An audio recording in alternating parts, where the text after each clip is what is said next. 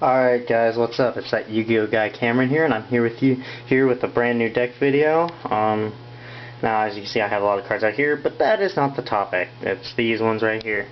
As you know, links are now here, and with that means we got to modify decks or make new ones, and I made a new one. Well, hey, it was rather inexpensive. I was surprised. But anyway, with new links, I have decided, to make a new deck that I'm going to use for the new format that will be here. And so I have chosen Herald-Angels. So this deck actually works pretty well. I got the cards actually a little bit ago. I was waiting for the sleeves. Really, that was really why. But I thought my other Star Dragon was going to be here, but it's not. But yeah, it'll make do without. I can make do without. But anyway, this deck, I've play tested it a lot of times recently, and it is beautiful. So I think I should just share it with you instead of just going all willy-nilly here. So first up for monsters, we have 2 Herald of Ultimateness, and this card is probably the biggest monster in the deck. It's pretty powerful, because it's big. Not my go-to, though. It's not the boss of the deck. I can usually play without it, but it's handy to have in my hand. And so it's a bigger version of Herald of Perfection, as in it can now also negate special summons as well as negate monster effect spells and traps. So just by sending a fairy monster from my hand to the graveyard. So nice and powerful. Not my go-to, but still pretty good. Now the main monster of the deck is Herald of Perfection. We're running 3 copies of that in this deck. This one, it's level 6. It's a fairy ritual monster, and this basically, like I said, is this one. It does not negate special summons, but it's very, very close, and it's really good because I send the fairy to the graveyard, bam. My opponent can activate those effects, but I'm gonna just stop him right there or her, and just do that, and it's really handy. Really, really is. So there you go. 3 Herald of Perfections. Next up, 1 Saphira, Queen of Dragons.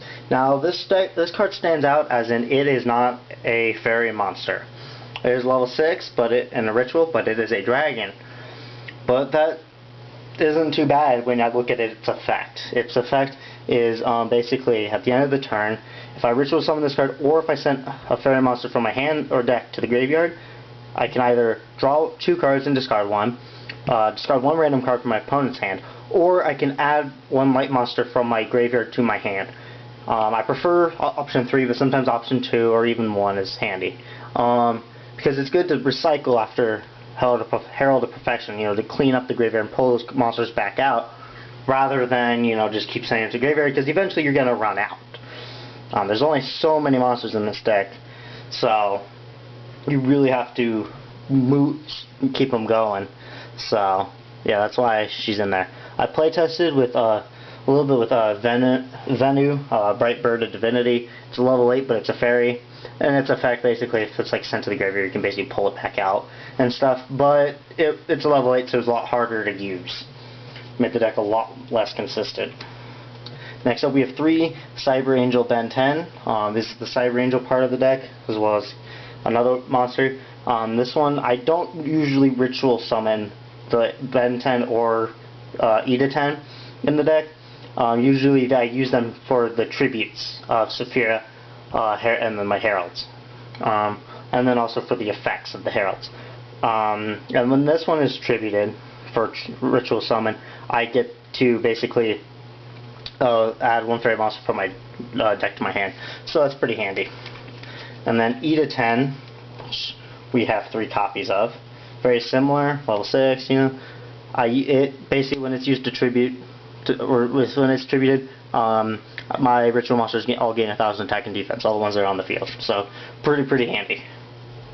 Then we have 2 Manjus. Basically, your main searcher of the deck pulls those fairy monsters out of your deck, and then gets them to work for you, or the ritual spell cards, depending on what you need. Then last, we have 2 Honest, which is honestly a really good card in this deck, keeps your light monsters alive, or can be used for the heralds. It just depends on what you need at the time. So, and then on to spells. We have 2 Oracle of the Herald. This is how you ritual summon Herald of Ultimateness. And just it does nothing too special except for ritual summoning it. So, not my go-to because of that. Now my go-to for Herald of Perfection is Dawn of the Herald.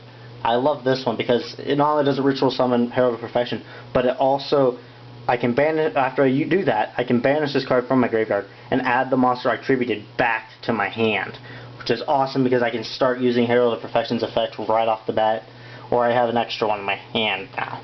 So always handy. Hymn of Light, used to ritual summon Saphira.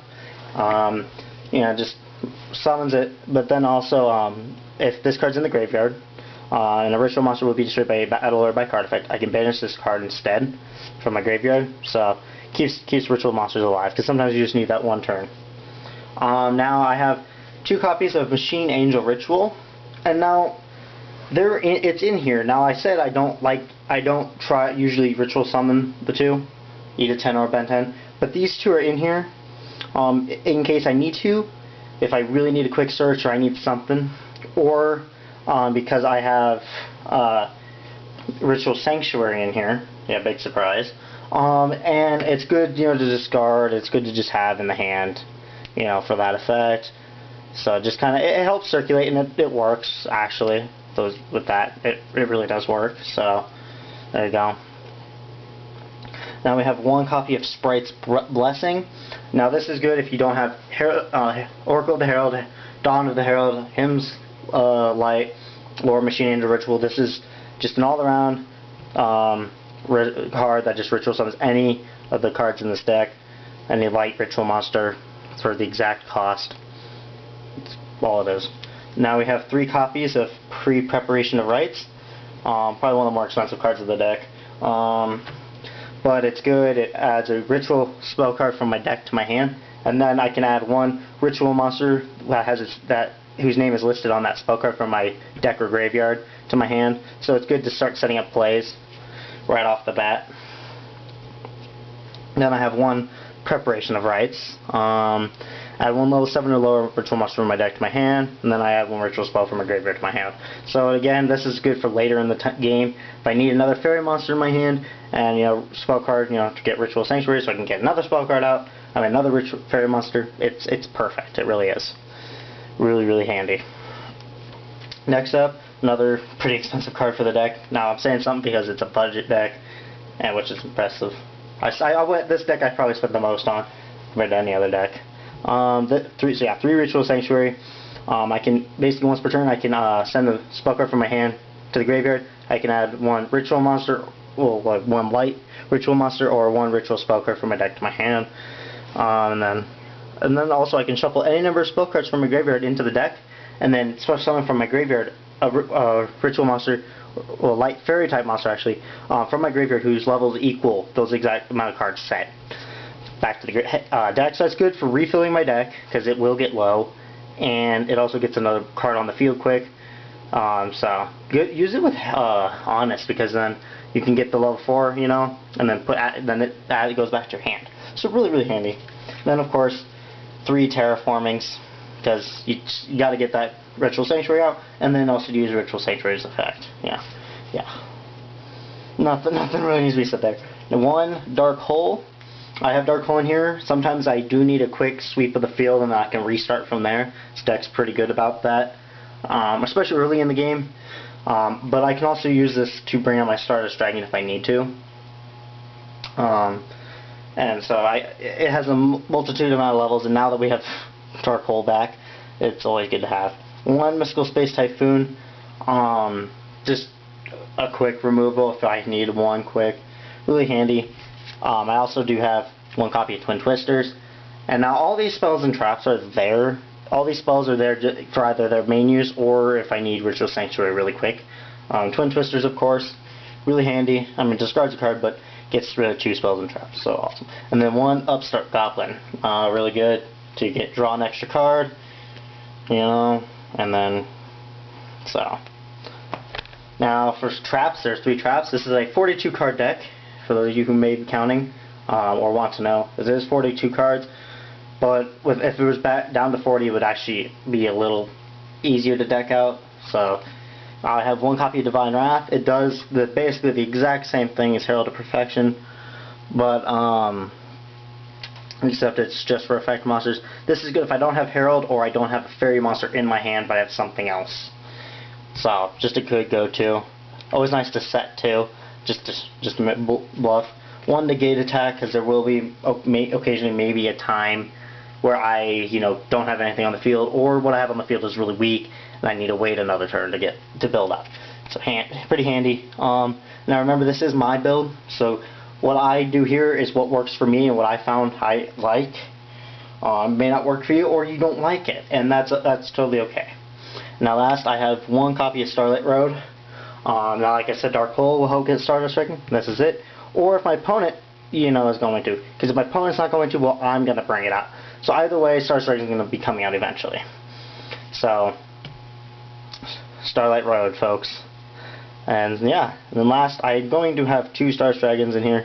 I know I'm only going to be able to get 1 out at a time. But, I ordered a Japanese one just because I love it. And so I'll have 2 and I'll just alternate them. But yeah, we'll have Stardust Dragon. And Big Synchro helps protect my cards, and it's my favorite card, so I kind of had to put it in there somewhere. Couldn't fit it in my Cardian deck, so I had to put it in here. So yeah, so there we have it. That is my Herald-Angels deck that I'm going to be using for right now.